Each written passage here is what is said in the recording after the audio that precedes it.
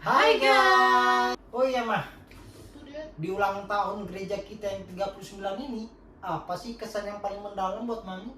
Kesan buat Mami itu sangat berkesan, bukan cuma hanya pengalaman ibadahnya saja, tapi melainkan dengan keakraban semua jemaat, khususnya untuk kaum perempuan, wanita. Wah, kalau udah kumpul hebohnya luar biasa loh. Kalau menurut Didi sendiri, apa sih pesan buat gereja kita? Semoga gereja kita semakin luas, bukan hanya bangunannya, tapi pelayanannya.